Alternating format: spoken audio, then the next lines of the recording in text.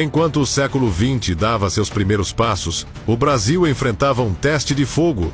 Ao norte, nas profundezas da Amazônia, uma potência europeia avançava sobre nosso território. Não se tratava de um simples desacordo, era uma ameaça real à soberania nacional. Tropas foram mobilizadas. Havia tensão, medo e a sombra de uma guerra iminente. Mas o Brasil escolheu um outro caminho. Em vez das armas, apostou na inteligência, no preparo e na palavra. E à frente dessa missão estava ele, o homem que transformava tratados em trincheiras e argumentos em escudos. O Barão do Rio Branco. Quer ajudar a página? Compartilhe esse vídeo e já deixa o like para mostrar que está nessa jornada com a gente até o fim. Ano de 1900. Ao norte da Amazônia, um pedaço do Brasil estava ameaçado. A França exigia a posse de parte do território do Amapá, alegando que aquela região pertencia à Guiana Francesa. A tensão crescia. Tropas foram posicionadas, confrontos locais começaram a surgir. O risco de uma guerra era real. Foi então que o Brasil recorreu à única arma capaz de evitar o desastre, a diplomacia. E no centro da mesa de negociações, lá estava ele, o recém-nomeado ministro das Relações Exteriores, Barão do Rio Branco. O caso do Amapá foi um divisor de águas. A França queria mais de 200 mil quilômetros quadrados de território brasileiro, usando como base um tratado colonial vago do século XVIII. Era o tipo de disputa em que um erro custaria caro, muito caro. O barão tratou o caso como uma operação militar, só que com papéis, mapas e argumentos jurídicos. Ele vasculhou arquivos portugueses, antigos mapas da era colonial, correspondências esquecidas, tudo para montar uma linha de defesa irrefutável. O processo foi levado à arbitragem internacional em Berna, na Suíça. Lá, juristas analisaram os documentos apresentados por ambos os lados. A delegação brasileira, sob liderança do barão, mostrou que os limites do Brasil estavam claramente definidos desde o tempo da colonização portuguesa. Ele venceu com elegância, mostrou que o conhecimento histórico e jurídico era mais poderoso que a pressão militar.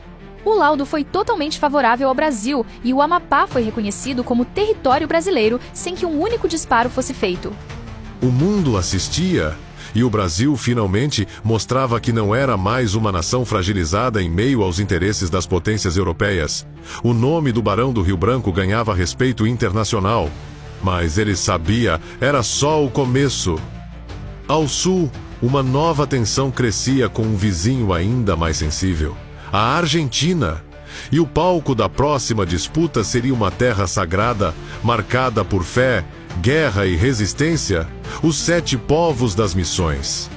Depois de vencer a França no Tribunal da Diplomacia, o Barão do Rio Branco consolidou o norte do Brasil.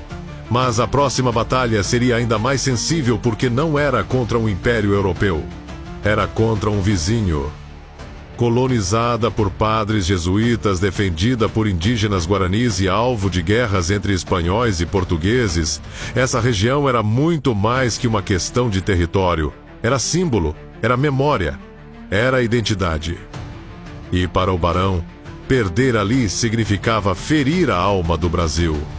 No final do século XIX, a Argentina passou a reivindicar formalmente a posse da região das Missões Orientais, no atual estado do Rio Grande do Sul. A disputa baseava-se em diferentes interpretações do Tratado de Madrid e do Tratado de Santo Ildefonso, acordos coloniais que desenhavam fronteiras com uma régua imprecisa e muitas vezes subjetiva.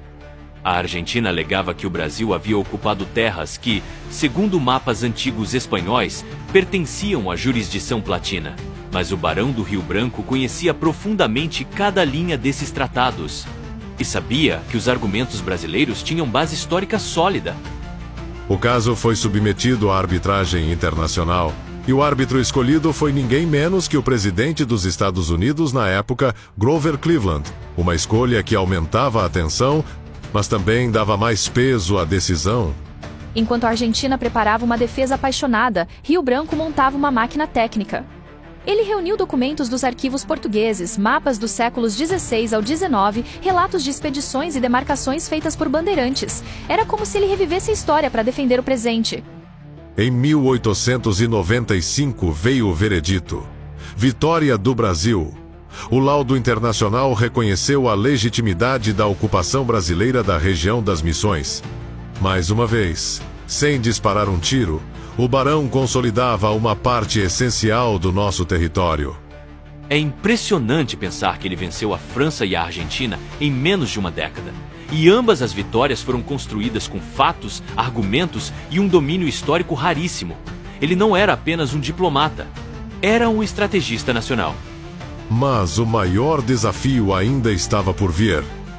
No coração da floresta amazônica, uma terra rica em borracha, ignorada por tratados coloniais e habitada por brasileiros, estava em chamas. Era o Acre e por ele, o Barão enfrentaria não uma, mas duas nações.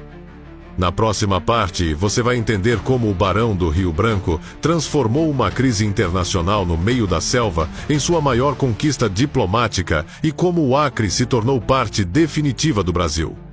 Se essa história está te prendendo, compartilhe esse vídeo e me segue para mostrar que você está nessa jornada com a gente. Nos vemos na próxima batalha. Até lá!